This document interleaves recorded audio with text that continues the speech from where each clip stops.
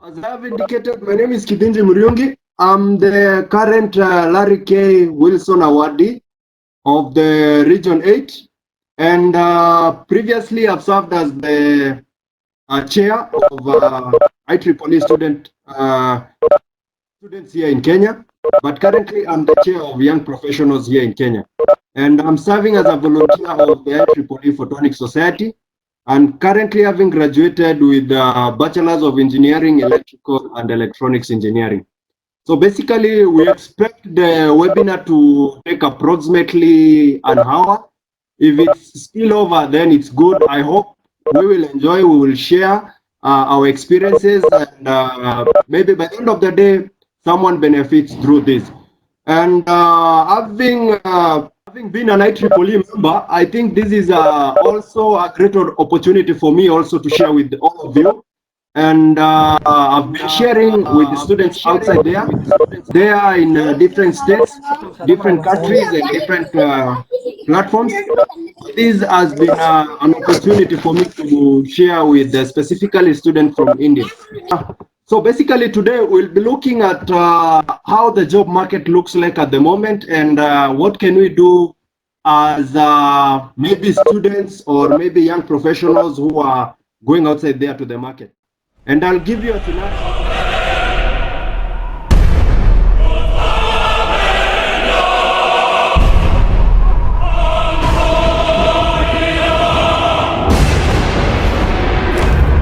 We Spartans are descended from Hercules himself, taught never to retreat, never to surrender, taught that death in the battlefield is the greatest glory he could achieve in his life.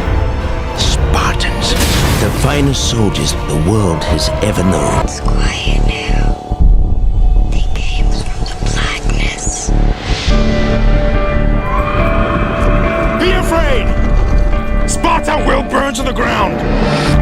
1,000 nations of the Persian Empire descend upon you! What must a king do to save his world? Instead, ask yourself, what should a free man do? Threaten my people with slavery and death. This is madness! Madness. This is Sparta!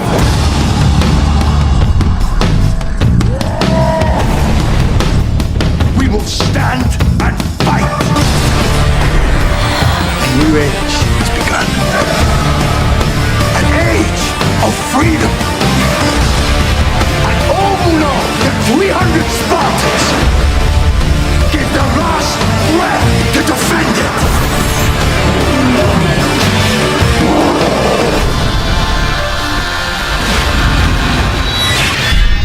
Spartans! Tonight we dine in hell! Give them nothing, but take from them everything!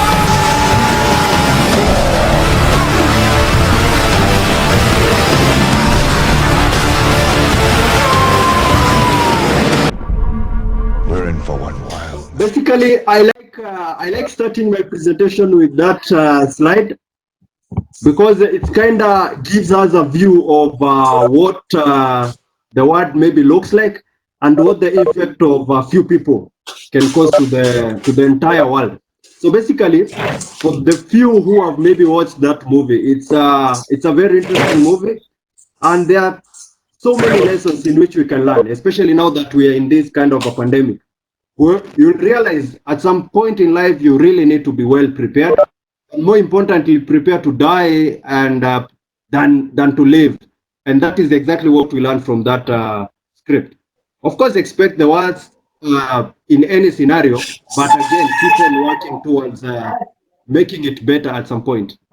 And having multiple options is something that can help us, especially in this time of the hour. Understanding your strategy better than anyone else. If you're an engineer, if you're a doctor, if you're a technician somewhere, in any position that you're in, understand the strategy that you are playing, and play it so well. Use the challenges to your advantage and turn them into opportunities. Basically, we are in this kind of a corona pandemic thing, but how can we use that into our advantage? How can we use this time at least to make sure we keep on moving and our life keep on becoming better.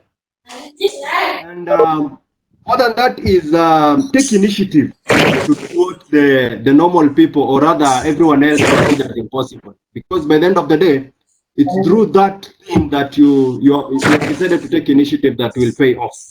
And still moving on, you will realize if you look keenly through what these soldiers were doing, you'll realize they kind of made the stupid decisions and mistakes. But again, they couldn't give up because of the mistakes they made, but they keep on pushing on because of their passion. Still, at the time of the hour like now, remember, many will die, probably many will live, but again, after some time, the world will move on. As you keep on moving on, maybe if you're a student, if you're a graduate engineer, if you're a graduate, maybe computer scientist, what is it that maybe you are doing at this time so that at least to make a change or rather to leave a mark or a legacy when everything is over? And by the end of the day, you will realize do something beyond the self is kind of something that is really important.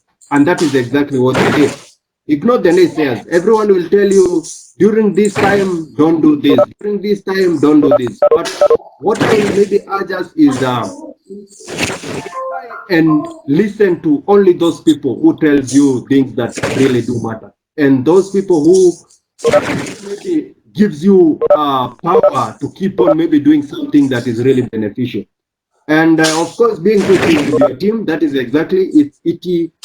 Among the soldiers, there were thousands, but among the thousands, only 300 were chosen. And that will tell you why at some point, especially in this time of the hour, you really need to choose your team wisely. And that is have a winner mentality or rather a winner mindset. By the end of the day, the COVID will end, everything will resume to normal. But those winner mindset or the winner mentality are those ones who will benefit. Because by the end of the day, things are meant to be worse. But again, if you have the loser mentality, you will lose it even if you are meant to win. So basically, this is not what we are supposed to do today. But the question we are trying to answer today is what, or rather, the question that I'll be asking frequently is what do you want to be? All of us maybe have degrees, all of us have a job description somewhere, but maybe some have lost their jobs, some are employed, unemployed, and all that is going on. But maybe we can turn it around and try to ask ourselves, who do you want to be? What? Because maybe being an engineer may not pay the bill, but being an engineer who solves problem may pay the bill, or rather, that should pay the bill. And that is basically the question that we will struggle to answer today as we move on with this discussion. Basically, I think it's good we start by knowing who am I, or else where have I come from, so that I qualify maybe to share this with you. Kithinji Muriungi was born in Kenya. He grew up in a family, in a middle class kind of a family, where I do believe majority of the world global population grew up. This is the small kid there. That is me back in 1990s, and that is my father and my sister and my two sisters. I grew up, went in primary school from Isiolo, a place in Kenya. And at least at the time I was in school, I could win some awards here and there because of academics. I can't say that I was really good, but I can, through what I'm holding there, you can basically tell that I kind of did something.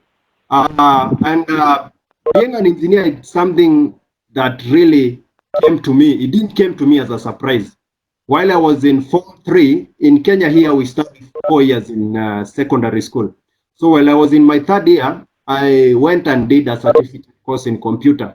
And through that course, that certificate course that I did for 2 months, or rather 1.5 months, it really changed my thinking and got me excited into pursuing further, pursuing journey further. While I was in high school, I still remember going up to national levels. This is the science fair, or rather things that we call the expositions nowadays in campuses. But during that time in high school, we used to call them science congress. These were my friends. We went up to national levels, and of course, I managed to join Moi University, where I did my bachelor's of engineering in electrical and electronics. At that time, I was in first year, and whenever we join campus, we are focused and we go there ready to rock the world and do the stuff that we are really passionate about. Still continued with engineering drawings. So every time I hear a student complaining about maybe engineering drawing, I realize this is something that I did. This was my room, but we could still do these things day and night because it was kind of hard, but we really needed to do it either way. Of course, things to do with library, all students do this, and you have to go there, get to learn and do all that. But as time goes by, at the time I joined third year, I started to realize these things were not kind of going well, and it's as if I was focused more on books, and books alone. And I came to realize in this life, you can either become a passenger or rather maybe just a student who is just there to maybe finish school. Rather, you decide to pilot your life, and by the end of the day, you'll realize the choice is always yours. So that is my picture there while I was doing my internship, or rather, we call it industrial attachment here in that year. And from then, going back to school, things changed. I could go to library, but I could spend time with my friends in my rooms doing hands-on stuff so much. You can see that is a room full of engineers, over 20 guys in a small room, doing projects for exhibitions and all that. And again, this is my roommate, a very great guy. We could do electronics and all those things, programming, just learning and doing the hands-on stuff in our rooms. So maybe some of us may never find that opportunity to do what we did, but I can tell you, even if it costs you anything, just to go out there, maybe get something and practice hands-on skill, it can pay off rather than just doing the theory it alone. This was our first IEEE Extreme, and this was the first conference that I attended in Uganda. And that is how I became, in 2018, I became the IEEE student representative in Kenya. Someone will ask, why on earth am I sharing this story? It's because by the end of the day, the process you take determines what comes along your way. And maybe you may think you may jump from maybe classroom to a very big job, maybe in IBM, Google, Microsoft or something. But it's basically the small deeds that you are doing each and every day, the small habits that you are accumulating each and every day that will add up to give you that job or maybe make that startup that you're working on a very success. So that's how I transformed my life at the time I was in campus. Yes, I was doing my studies, but again, I could focus more on other things that would add value to me as a person, but not maybe to me as just an engineering student. And through that, I came to realize I was liking the person I was becoming. Because truly and truly, you could go to class, learn calculus, but again, that calculus couldn't maybe transform into something that maybe would see it fruitful at that time. But when you could maybe be programming a certain robot somewhere, and then you're being told that is differentiation, or rather that is integration that you are programming there, especially when dealing with PDEs, for those who have done electrical engineering, you will see it visually and you can visualize it and you can enjoy it even more and more. And this is a brief journey while in 2018.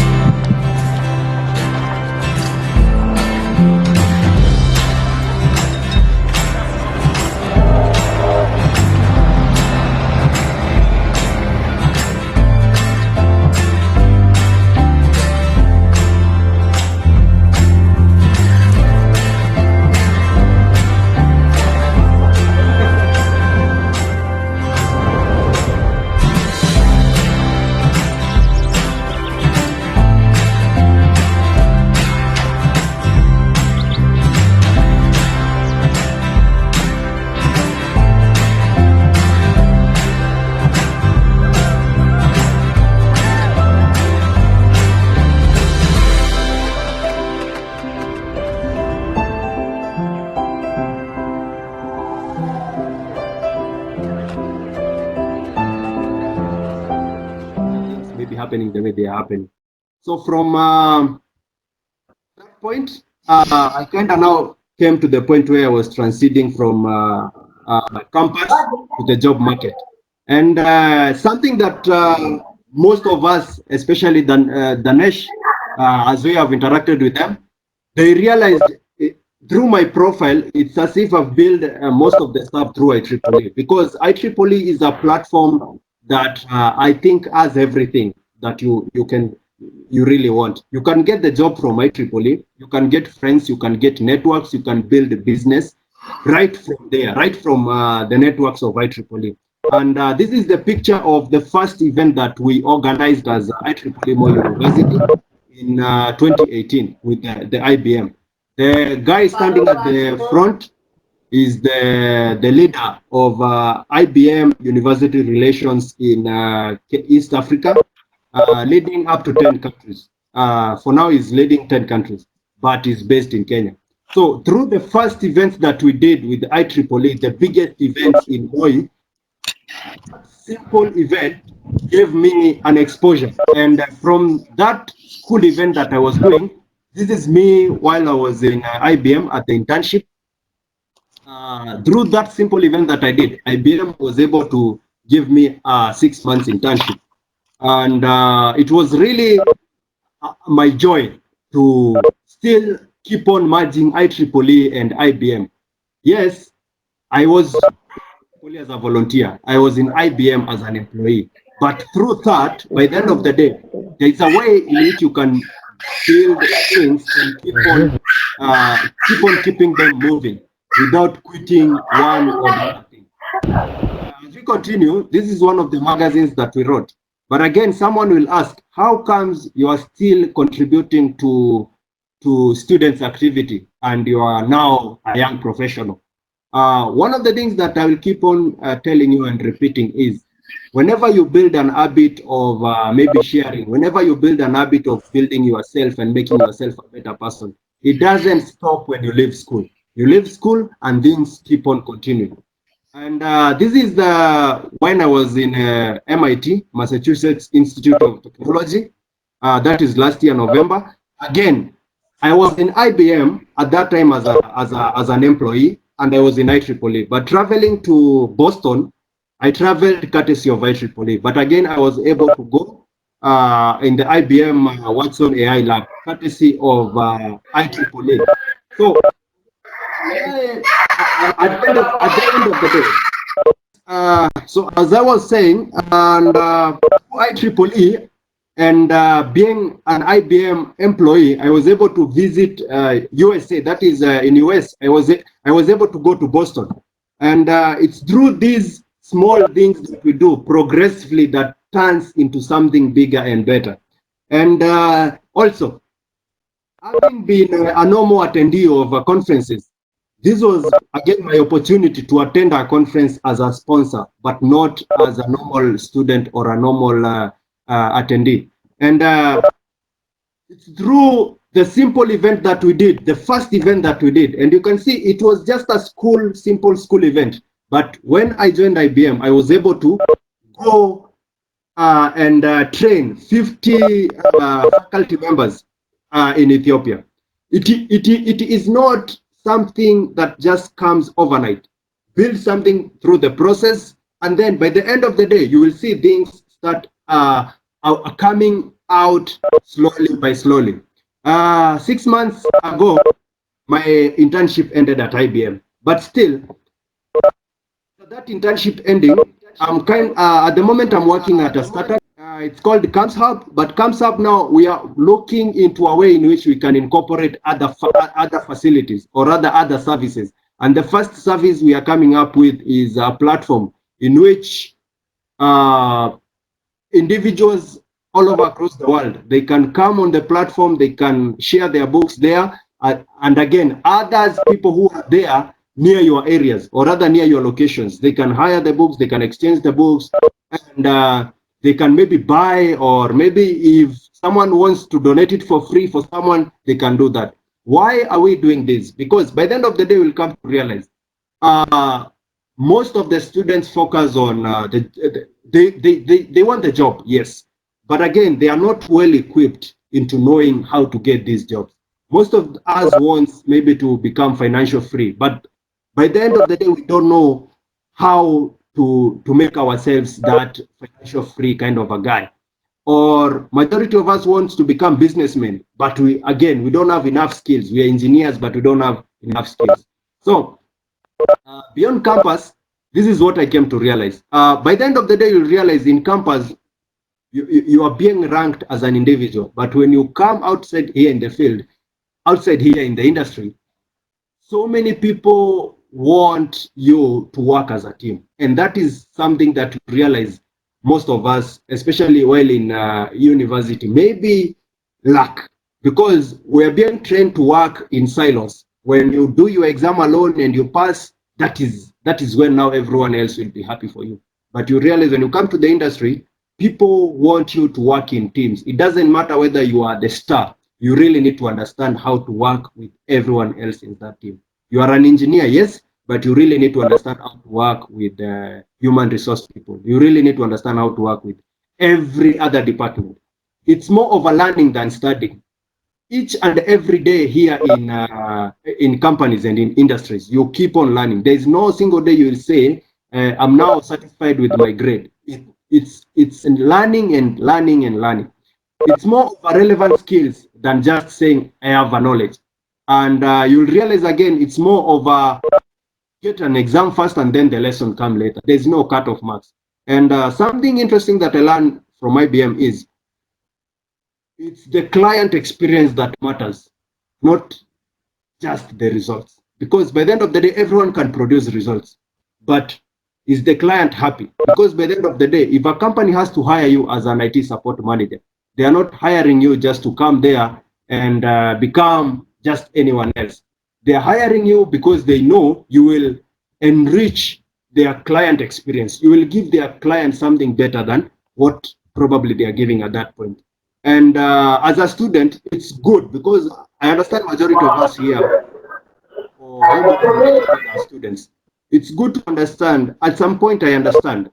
While we are in school, we kind of hate our lecturers and our teachers. But again, I will say hate is a very powerful word. But we kind of think they are kind of pressuring us a lot.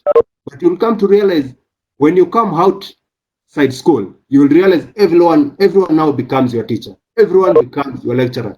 You will learn from that person who doesn't have a degree something because he is an expert in that area. And by the end of it all, you realize every day is a learning experience. There is no single day that you will say, I've learned enough and I'm now, okay, we need these jobs. But again, what does it take maybe for that company to see us as a relevant individuals? Again, I will tell you, I've just trying to shorten my story of how I started and how I ended up in IBM. And now I'm working on my startups, the other friends of mine. But all in all, what is it that I learned, or how did it happen that I came to become an intern that very big global company, a company that existed over 110 years? By the end of the day, I came to realize it's not about the person, it's about your relevance as a student, as an individual. And by the end of the day, it's more the company focus on your relevance if you can contribute to the team. Because by the end of the day, you can be winning alone, but that doesn't add up to the team achievement. And it doesn't matter whether you did engineering or you did maybe IT or maybe something else, let's say psychology or something. The company focused at the moment, especially the company that I've worked with, that is IBM and Safaricom here in Kenya. You will realize they will focus more. You will realize they will focus more on skills, and that is something that we students really need to understand. No company will hire you because you are an engineer. They will hire you because you are an engineer and you have a very specific skill that they need and they think they can leverage from you.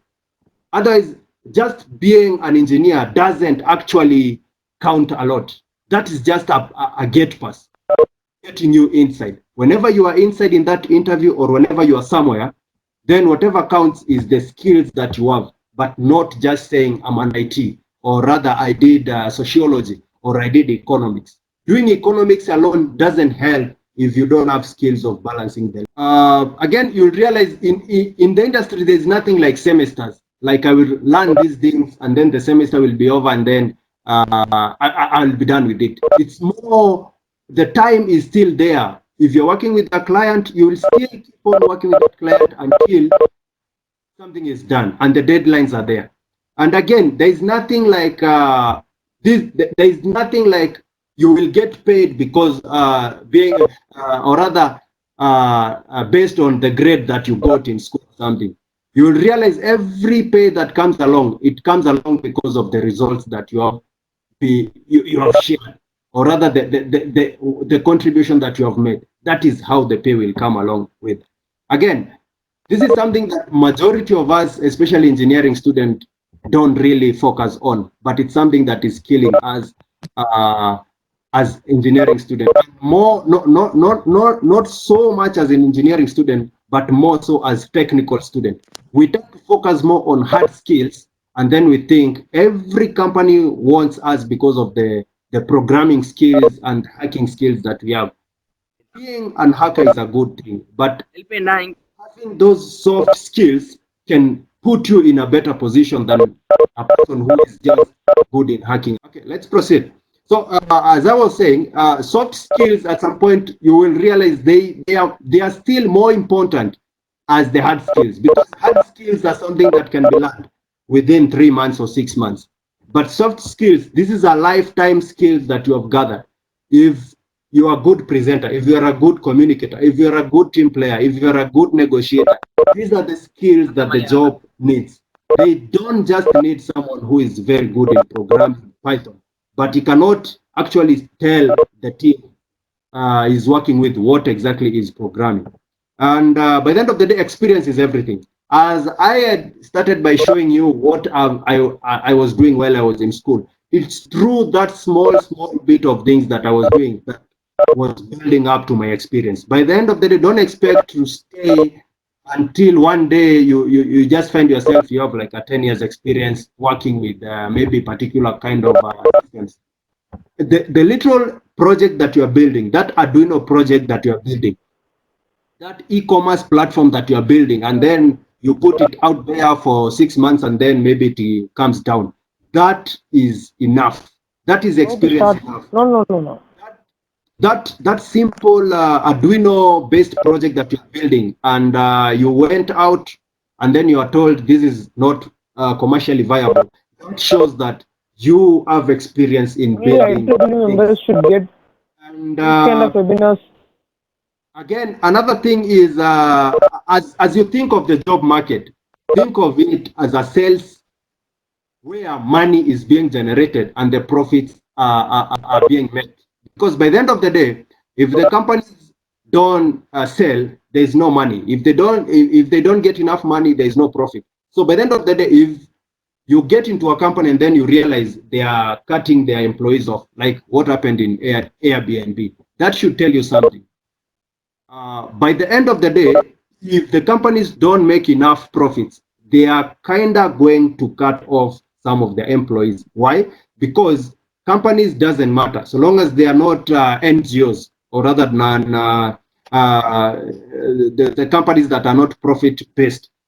They value their sales so much, and that's something that you ought to understand. Whether you are an engineer, whether you are an economics student, whether you are a law student, by the end of the day, the companies worry more about the profits, which comes all because of money, and by the end of the day, because of the sales. And it's these things that will keep you there as an employee. Otherwise, if the company goes bankrupt, then it means they are going to cut off some people. And it's not so good when you are the ones who has maybe been laid off by that company. And to me, this is the kind of thing that I've come to realize. You will hear so many students saying employment is easy, and others will say entrepreneurship is easy. By the end of the day, to me, if you can understand the logics in employment, at some point you can transit and go to entrepreneurship. If you understand the logics in entrepreneurship, it can be very easy for you to turn and go to unemployment. But unlike when you don't fit in employment and then you think entrepreneurship Team achievement, skills, is time, good for pay, you. soft skills, experience, all comes under after getting a job. Kindly share your questions later. We are going right there, and then we'll Ganesh will coordinate that later. So this is something that we really need at least to get to understand. Getting a job is as hard as starting a business. And again, there are those people who find it easy starting a business than going and looking for a job because maybe they are good in what they do. And when they do this, it becomes something that they can earn from it. And again, there are those ones who are not maybe risk takers and they don't actually feel it's good for them to go entrepreneurship way and they choose to go employment way. And again, every other path that you follow has its own risks. Entrepreneurship has its risks because by the end of the day, there's nothing that you're waiting there for that end of the month for someone to give you. Employment, by the end of the day, someone may decide to just put you away in the business anytime. They can decide to employ you today, and then maybe tomorrow the business is over, and then they just kind of send you away. So every other thing has its own risks. But remember, when you have your own skills, you understand some of these basics. Whether you find yourself in employment, whether you find yourself in entrepreneurship, by the end of the day, you will kind of figure your way through. And as we proceed, remember, at this time of the hour, everyone else will be telling you get good grades, be relevant, and all that. But apart from your grade that you will get, make sure you get very good grades. Of course, I was there in engineering class and all that. We did everything that we did. But basically, all that great. If you can equip it now with the trending technologies, every other company are going into AI, are going into IoT, they are going into blockchain, they are going into e-commerce and such kind of things. So no one really teaches this thing in school. But by the end of the day, when you are out here in a certain company or you are starting a certain startup, you would go back to your books. Whatever you learn in school is just basic knowledge. Whatever the market needs, whatever the job needs is what is there to pull to push the business forward. And you really need to align yourself better. Either by the end of the day, you will be rendered irrelevant. Again, having those relevant hard skills is good. But more importantly, don't forget your critical soft skills. And of course, the kind of jobs that I used to hear while I was in first year or 10 years ago are not the jobs that are there. And if you listen keenly, you'll realize the future kind of the jobs will be in kind of three layers. We'll have the people kind of a layer, we'll have the data layer, and then we'll have the productivity layer. You will realize so many people are saying data will change everything, but this data cannot change everything if the people are not ready to work with it. Again, data and people, whatever merges them is now that productivity sense. And again, if you are an engineer, if you are a computer scientist, if you are someone maybe who is looking into the area of entrepreneurship or maybe innovation, look through and find a niche, especially if it's people you are targeting, if it's data you are targeting, if it's productivity you are targeting. Because by the end of the day, whether you are a mechanical engineer, what really matters is, are you impacting people? Are you using the current data to make the future decisions? How are you making the productivity fruitful to the company that you're serving? And by the end of the day, I like to take this kind of an analogy to drive to the kind of jobs that I've found it valuable. Of course, working and being an intern in a company like IBM, you realize that company really focuses on profits. And apart from profits, yes, you'll get good kind of treats, travels, Ethiopia, you'll go to London, all those places. But by the end of the day, whatever you do with that, there is that element of passion. And whenever the element of passion comes in, there is that element of purpose. But again, There are some of us maybe who are stuck in passion bit, but again, we cannot make any profit on that. Or rather, we are focused on the purpose bit, impacting people, but again, it's not something that we are passionate about. So this is a logic that I kind of found to work, especially with those guys who chose to go on the entrepreneurial side. Focus on the profits, and the profits, yeah, I mean, get the money out of your way. Then focus on what you love. Someone like, let's say, Mark Zuckerberg or Steve Bezos or Steve Jobs or maybe those guys, all those big corporate kind of guys. Remember those guys? They loved something, but again, they had to step a little bit further and focus on profit. When they have enough, let's say like Alibaba, when they have enough profits, then now they can focus on the passion. They can focus on building their their millennium product. When they have built that millennium product, then they don't have any other thing to do but now to focus on going back to the purpose now. Because you have money, you are doing something that you love, and by the end of the day, you now focus on impacting the lives of the people you are serving. Um, and as I was going through this, especially when Ganesh told me to give this talk, I had to think of what exactly is happening right now and what are the kind of the jobs that especially my friends who are earning, what are they doing? Like, for example, in the kind of platform that I told you we are working on, it's kind of an e-commerce platform. And you realize it's not in a scenario where now we used to go and all of us scramble in a supermarket.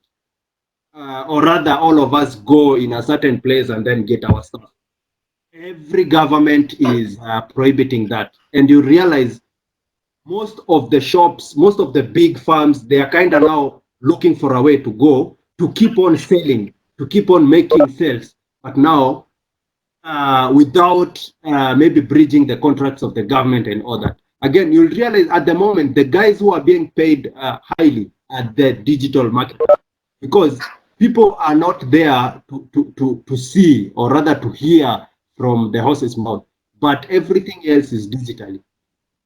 All this is happening through the social media, through use of the data science platforms, all these things. By the end of the day, I can be seated here in Kenya, but I'm working at a company in London, or I'm working at a company in India, or I'm working at a company in maybe USA or Australia. By the end of the day, focusing on this kind of a remote kind of jobs without the actual physical jobs that we are used into is something that can really put you through, especially this time of the hour. Freelancing, you are a very good programmer, like let's say web designer or something. What exactly are you doing? Because up there you have realized people want these e-commerce platforms. People want these digital marketing skills. People want these data science skills so that you can convince a company that it's viable to move from the physical kind of a setting and go online. So these people need specialized kind of skills. They really need people who can maybe come in for a week, maybe do a certain job and then they leave because they don't want to hire you. So again, another thing, I had to put it here specifically for the students, maybe for those ones who are in first year, second year, third year, and maybe they have like 1 more year or 2 more years, maybe to finish school. This time of the hour, it's the time maybe where you can go out there and volunteer, either online or maybe if it's physical, either Red Cross or something. Through volunteering, you will realize you will gain an experience. And it's through this experience that really do count whenever you're looking for a job. Or maybe whenever you are coming up with your startup or company or something. Because by the end of the day, I can confirm that I have learned a lot through volunteering than anything else that I've learned in any formal classroom. Because while volunteering, you're working with the real people. When you're in that classroom, you are just there seated and getting maybe some notes somewhere or trying to synthesize them. But remember, some things work so well in theory, especially when you are saying you really need to become a very good communicator to hack that interview. you really need to become a very good negotiator to sell a certain deal to a certain client so that you can make your company move forward. So volunteering has actually given me that kind of an experience and exposure that I couldn't even got in any kind of setting. More than that is maybe thinking on a startup at this time of the hour, at this time of the crisis, is the best thing that you could do. Why is it so? Because in most time when we think of maybe starting something, we think of we don't have time, we don't have resources and all that. But maybe coming up with something that is really impactful at this time of crisis can really count on so much, because most of us are like when we are allowed to go out and then come back at night and go this kind of a 8 to 5 kind of a job. At this time of the hour, you have a lot of time. If you decide to focus on building something for 18 hours or 16 hours per day, you can do that and perfectly. And this is an analogy that I came to realize reading through a certain book.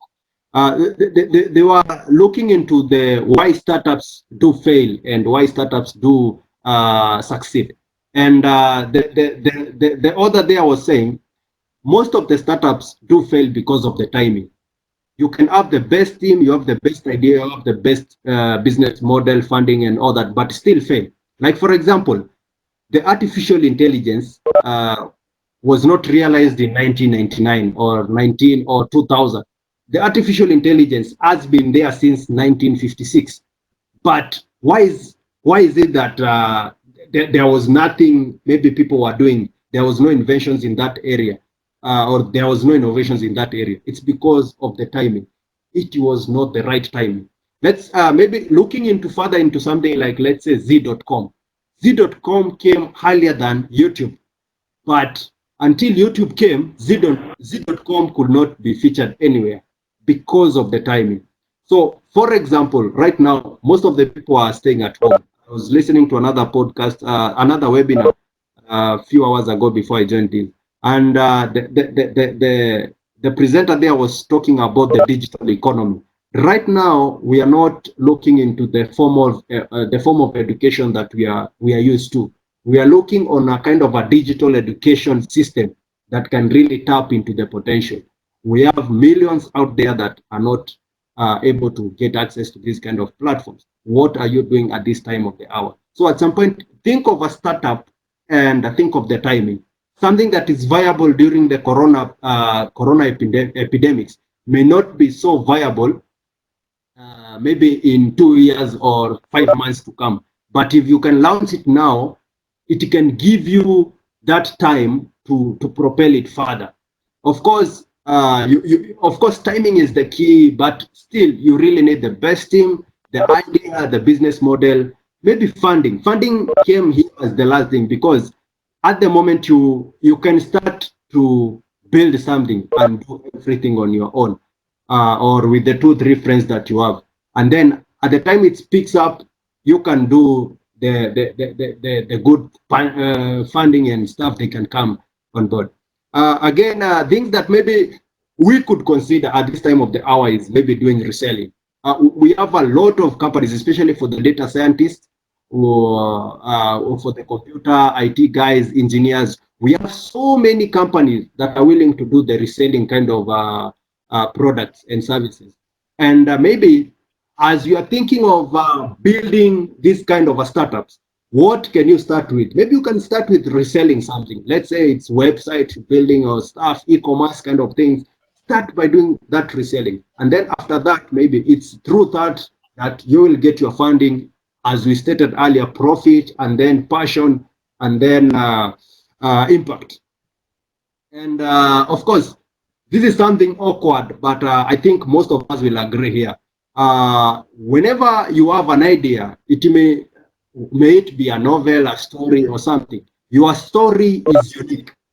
And it's through this time that maybe you can reflect into yourself and maybe think, whatever I've gone through, the world needs to know.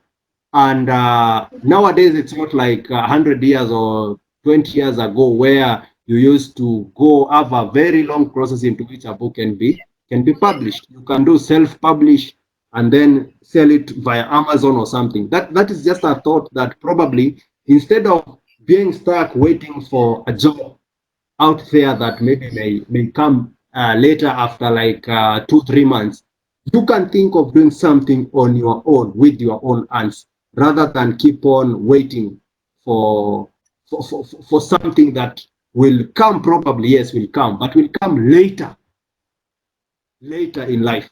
And again, going through several other podcasts. I like following these billionaires and millionaires and the big guys, especially the guys in tech. And you will realize at the moment there are some of the industries that are really booming. Tech industry, we have education industry, we have financial industry, healthcare. Right now, healthcare is at risk. Education, everyone is at home. But again, what are we doing? What are we doing in that area? So you see, at the time we were talking about startups, books, volunteering, freelancing, remote jobs. These are the kind of the industries that are being hit hard at this time of the hour. And if you can come up with something, you are sure that people will consume it. Think of real estate. Each and every day, like for example, a few months ago, maybe people used to go in and maybe spend some time at friends' house. Maybe you could come in during the day, and then I'm working night shift, so we could switch rooms. Nowadays, you hear like no one is allowed to work maybe at a particular time. So it means that at that time we are all of us in at home. So it means again real estate kind of a thinking, real estate business. Again, it's something that is really peaking, and it's something that is here to stay. Think of something like entertainment. This is something that will never get bored, however much we think. Think of musicians. Think of those guys who do comic jokes. Think of those guys who do laugh crazy kind of shows and stuff. Think of the people who are in YouTube channels but are really reaping a lot of money. So without you being stuck and thinking of I'm waiting for a job somewhere, maybe you can start something on that kind of an industry. Again, remember, you really need to position yourself so well so that you are fit in that particular industry. Think of transportation. Right now, everything is stuck. But again, people, goods, services needs to move. We are not talking here about maybe building roads and stuff. We are talking of a scenario where a student in India can provide a platform where people can keep on transporting their stuff without being affected with this epidemic. Think of energy. Trust you me, by the time this COVID thing will be ending, we will have so many people shooting their electricity bill by, let's say, 150%, because we were used to coming at home and maybe stay there for like 2 hours or 3 hours. But right now, we are having a scenario where we are at our home for 24 hours, which means we need energy. Think of food. We will need food. Whatever happens, we will need food. So whenever we are either we are in a pandemic or not, people will need food. And to make all this interesting, think of how you can package your skills, your background, your know-how, and focusing into a specific kind of industry. Like for me, I've focused all my powers and energy in tech and education. Why? Because I love technology. I am an engineer. I am skilled in that area. I have a background of electrical engineering in that area. I have know-how on how to build IoT devices, how to do AI systems. I have that. But again, I'm passionate to the core, to the heart. I love education. I love informing. I love sharing ideas. I love getting people informed. And it's through these two industries that I'm really focusing. And that should actually tell you why maybe even my startup and whatever I'm doing is kind of aligned to that side, tech and education. So choose your area. If you are someone who is really good in fintech, that is financial, go that area. Right now, we are in need of health. We are in need of food, energy, entertainment. People will always need entertainment. We are living in a crazy world where everyone is stressed. So we really need to be entertained. And if you can make those funny videos and then share, you will soon realize people will actually start paying you for that. So I had to spend time, especially sharing on this slide, because I thought this is the question we are answering today. Managing expectations in the job market, especially in this time of crisis. And we really need to understand ourselves so well so that at least we can make something out of ourselves. And going through that, I came through this concept. It's called Ikigai. I know a lot of us have heard of it. If you're an avid reader, of course, you have heard of this. And this is something that I found it so worthy, especially when trying to measure your relevance in an industry, in life. Of course, the Japanese says a reason for being. And maybe looking through it from in going outwards, you'll realize it's where the passion, mission, vocation, and profession meet. So it means I'm not just an engineer, but I'm an engineer. I'm a professional engineer who is doing it with passion. But again, I have a mission, and again, I have a skill that is kind of vocational linked into this. Why do Japanese think this is a concept that maybe a global or people can use? Because by the end of the day, they believe whenever you are doing something that you love, starting with what you love, and then maybe you do something that you are really good at. Whenever you do something that you love, you don't struggle. You just do it anyway. Whether you are getting paid or not, you will just do it. And again, whenever you do something that you are really good at, you don't struggle. You don't see the burden. You don't see the effort that people say it's much effort in doing this and that. So you realize you will have that kind of a good kind of feeling because you are doing something that it's effortlessly for you. And again, think you can be a good profession, you have a passion and all that. But again, whatever you are doing, you cannot get paid for it. So this is another scenario where you find maybe there's someone out there who is really passionate and loves what he does, but again, they are kind of poor and they are 50s or 60s or something. So thinking of something that you can get paid for, it's not. It's one of the key components. And again, you can do everything else, but whatever you do, even if it's something that you love, something that you are good at, that you can pay, does the world really needs this? Because it's the world that will determine what you will get paid or not. And going through this concept, I'll urge us, at least as we think of this kind of a model, I will urge all of us at least to go and have a look at it closely, at least to get a feel and understanding of a deeper concept and what Ikigai really means. So through IEEE again, and I will put this into context of a job. And this is how I see IEEE on the top. As a community where there's so much opportunities, and all these opportunities, they focus on impacting humanity. Of course, by the end of it all, you realize those guys who really reap, or rather who enjoys being in IEEE, are those guys who have passion in sharing and they do sell themselves. So at the bottom here, I say at the top, IEEE is a community where we have opportunities, and these opportunities are there so that people can impact the society. But at the down here, you realize you to become a very successful IEEE volunteer, you really need to have passion.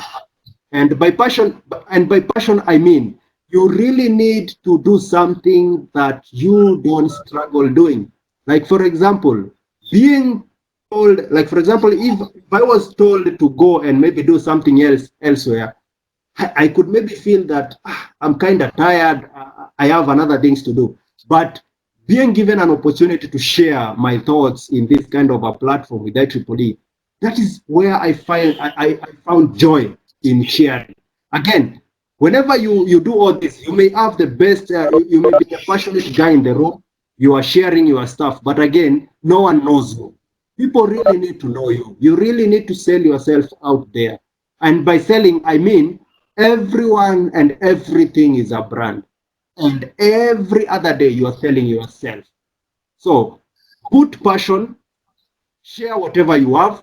If you are good, I'm not good in, let's say, high voltage technologies. Yes, I did electrical engineering, but my passion, my interest were fully grounded into electronics and programming. But there is someone else who is really good in generators and motors. If you can share that knowledge because you are passionate about it, and people get to know you, that people get to know that you are really good in that, trust you, people will appreciate, and you will get invites, you will get even paid, and that's how even job will come. So let's not think of a job as something that you are dying to get, something that it will miraculously happen to you, and then one day you will find yourself somewhere and you're loving the job. By the end of the day, before even you go to that interview, they can gauge and see if you are really passionate about whatever they want to give you. And based on what you have been doing and they've been sharing, that can actually determine the level of experience, or rather the level of team that they really need. And of course, don't ever forget to sell yourself, and always view yourself as a brand. You're not Prasant or someone else out there, but you are a brand. You are a brand that is constantly moving, and you really need to protect that and sell it in the best manner possible. And of course, as a majority of us here are students, especially the ones now in St. Joseph, you are thinking now, I'm going out there and I need a job. What exactly am I supposed to expect? And I had to give this analogy here. Whenever you're coming out to the job market and you really need a job, there is no one who will be interested in your cape, or rather that graduation gown that you're wearing. Whatever they will be looking is, they will be looking, is this guy passionate? Does this guy really know design thinking? Is he good in soft skills, analytics, IoT, negotiation skills? So all these small things is what are coupled in that gown that you wear during graduation. Otherwise, whenever you are graduating, maybe for those who will be graduating soon, don't think of it as the paper that you will get. Think of graduation as all these skills, all these kind of knowledge, all these kind of specialization that the job market needs, because that is what job market expects from you. They don't expect the degree to come and say, I've graduated. Whenever the corona is over, no one will ask you, how was it? But of course, people will need to know, what were you learning? What were you doing? What did you do? And that is something that we can focus. And again, don't forget, focus in something that you are really good at. Something that you don't struggle, because by the end of the day, someone will come and tell you this is the best area to work in, this is the best thing to do. But unfortunately, you realize it's very hard for you to focus on that area. So these are my recommendation. We are finishing now, and as I end my talk, I'll recommend at least most of us to go through these kind of books. And when I say books, I mean learning, especially with these kind of books, they will not make you an A student to go and work for C student, but they will kind of expose you to getting to know why is it that we have this student going this side and this student going this side. And this is a very nice book for, I will urge all of us to read. And even if maybe you have not read it, I hope all of us, we have heard about Rich Dad and Poor Dad. And this is something that maybe you can think of it, because at this time of the hour, we really need to think, how is it that the government is locking us down? And I really need to survive. Right now, there is no company probably that are hiring the way they used to hire. but I really need to learn how to move on with life. And as you think of that again, I read this book at the earlier of last month, and I came to realize we kind of worry and prioritize things that they don't even add value to us. It's one of the best books so far that I've read. And those guys who are thinking of maybe going on the line of entrepreneurship, innovation, or those guys who want to build something bigger than Mark Zuckerberg and all other big guys, the likes of PayPal, the Tesla, and all that. This is something that probably will change your thinking. Definitely will change your thinking, because the kind of sharing that are in these kind of books, you will realize it's something that is so informative and something that can change you, change your thinking, especially now that we have time. I presume we have time and we can maybe grab a book off a shelf and then maybe take 2-3 days or maybe a week to go through it. And this is the question that we were trying to answer. Who do you want to be? And I think I've tried to demystify it to the best of my knowledge. And I think it's now the good interest to go back to the questions and try to answer 1, 2, 3 questions. Ganesh, you can take over now. Yes, sir. Thanks for your brief description about the crisis and what we should do and what we should proceed for the current crisis and the jobs regarding it. So the ideas of you were so good and explanation was so amazing that everyone needs the right position and the time for this. So thanks again, sir. Surely we will be meeting in next session for IoT, sir. So I'll be contacting you soon, sir. Thanking you, sir. Thanks for the valuable session, sir. And once again, we thank you from our side, St. Joseph Institute of Technology, Chennai, sir. Thanks a lot, sir. Okay, thank you very much, guys, for also attending. It has been a great session. I've enjoyed it with 300 participants. This is one of the best sessions I've ever had. I'm used to 100, 80, 70, but with 300 participants, I feel humbled and honored in sharing with you all this day. Bye-bye. Bye, sir.